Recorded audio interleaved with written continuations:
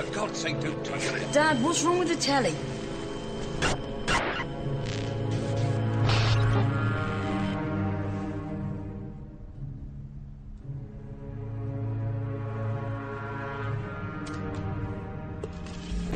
But you don't want to see that. Hey, honey, quick! It's the Jerry Springer show, and he's going to hit his girlfriend.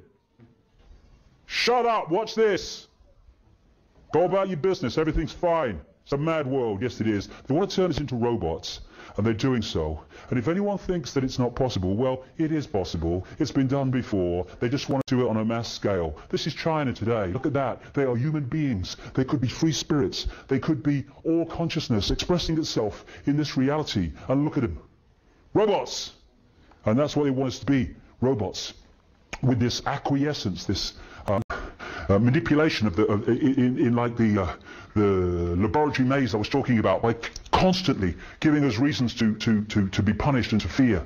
And then, I'm coming to an end now, but again, this is part of Big Brother. This is really part of Big Brother.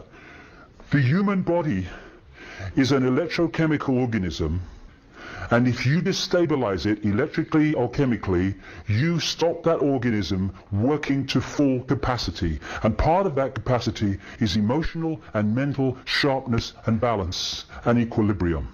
So the more you pour chemical and electromagnetic, electrical pollution and disruptions into the electrochemical organism, the more you stop that manifesting its true potential for sharp thought and balanced emotion.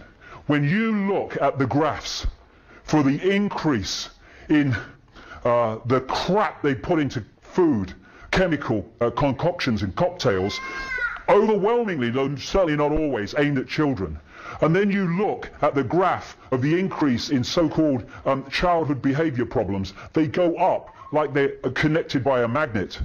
There is a war on our children because they're the generation they overwhelmingly have to suppress.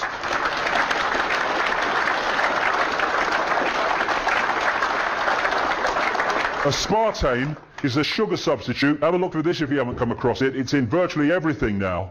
And aspartame is a excitotoxin, they call it. It excites brain cells and destroys them. It stops the brain working efficiently. They sent letters out to naval pilots in America a few years ago, telling them not to drink soft drinks with aspartame in before they fly because it affects their brain's ability to think. And sharp. And who brought aspartame into existence? Donald Rumsfeld. He was head of Cell Pharmaceuticals. They couldn't get aspartame through the Food and Drug Administration checks in America to become part of, the food that we eat and drink. And so they appointed him because he was close friends with the Reagan-Bush administration, and the Reagan-Bush administration changed the head of the Food and Drug Administration when he came in, and suddenly the checks were forgotten and aspartame came out. He then sold out to Monsanto at a vast profit, and Monsanto now controls aspartame as they control GM food. Fluoride in the water is an excitotoxin. It excites brain cells, destroys them, and it suppresses thought. The first known time that fluoride was put into water supplies was in the Nazi concentration camps to keep the people docile. Genetically modified food is designed to genetically modify us. Vaccines, 25 vaccinations before the age of 2, with a growing, still developing immune system. All the stuff they give us, electromagnetic suit, the rabbit hole is seriously deep. And this is so appropriate. This was said by a pastor after the Second World War, talking about Nazi Germany. He said, first they came for the Jews and I did not speak out because I was not a Jew. Then they came for the communists and I did not speak out because I was not a communist. Then they came for the trade unionists and I did not speak out because I was not a trade unionist. Then they came for me, and by then there was no one left to speak out for me.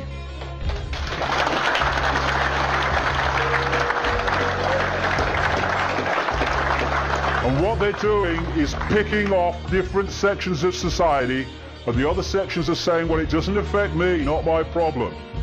And eventually, enough sections are picked off for those that were looking the other way to be picked off also. That's how it is. Divide and rule. Not my problem. Well, it is our problem. Injustice anywhere is a threat to justice everywhere. Martin Luther King. Absolutely it is. And what we need to do is stop making excuses. Oh, I know, the world's coming to. Well, do something about it then, mate. All right? You know, the power is with us. Take it on a basic level. What we need is a mass non-cooperation, non-violent process of non-cooperation with that which wishes to enslave us.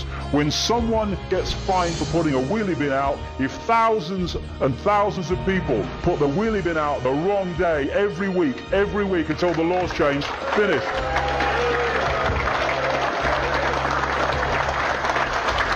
Injustice anywhere is injustice everywhere, potentially, because next time it's going to be us.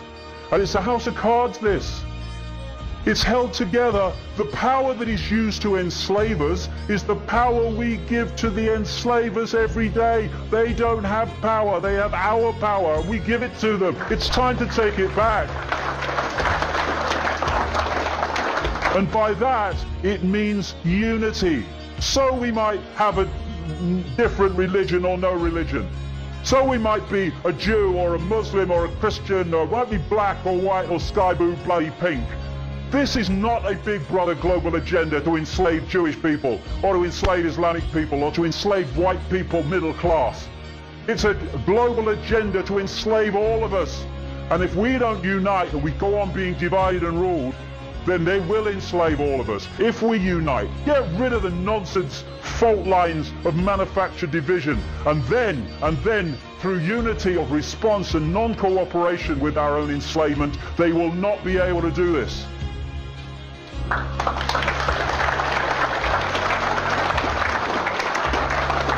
The key is to free our minds. We see the world like this. We need to see the, oh God, look at it. Free our minds. Einstein said, you cannot solve problems with the same level of consciousness that created them. And that's what we do. We have a political consciousness which comes in under a Labour name or a Republican name, and then they're replaced by the same political consciousness called Conservatives or Democrats. And nothing changes because the same level of consciousness that created the problem has come in to carry on creating the problems. We've got to go to another level of consciousness beyond this nonsense, beyond this playpen. As Gandhi said, you must be the change you want to see in the world. We are the world. What else has created the world that we are looking at? We have, or we've allowed it to be created on our in our name. There is no path to peace. Peace is the path. We've got to stop fighting each other before we divided and ruled into total enslavement. And Martin Luther King said this, cowardice asked the question, is it safe? Expediency asked the question, is it politic? Vanity asked the question, is it popular? But conscience asked the question, is it right?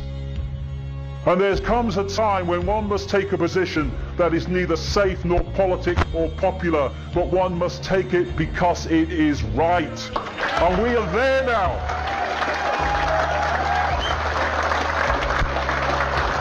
You know, when someone said to me, what would change the world quicker than anyone else? I would say this, or anything else, it would change overnight if we did this, because everything would come from it. If we stopped making decisions about our actions based on what is right for us in the moment and started doing what we knew to be right by conscience and justice, this world would transform. This world has been created as we experience it by billions of people deciding every day, what do I do in the interests of me? Once we start saying, what do I do in the interests of justice, fairness, and my own conscience, actions change, the world changes. And we are in control of that. And we are at a fork in the road now, because Big Brother's on a motorbike now. This is not the totalitarian tiptoe anymore, this is the totalitarian sprint. And we have one last chance to open our eyes, open our minds, and start getting involved in doing something about this. Because, you know, there's going to come a time, and it ain't too long from now, when we're going to have to look our children in the face, in the eyes,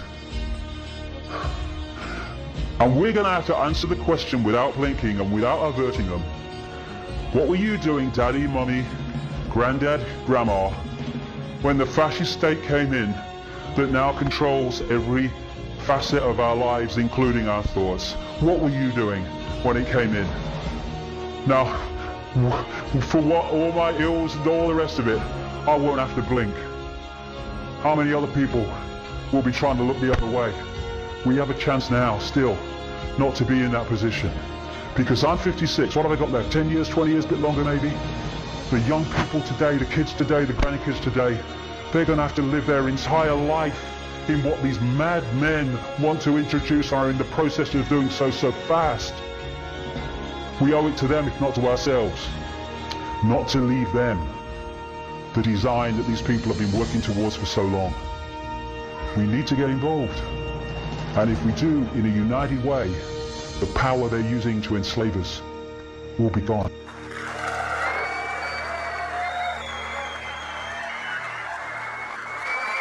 Thank you. Thank you very much. Thank you. Thank you. Thank you.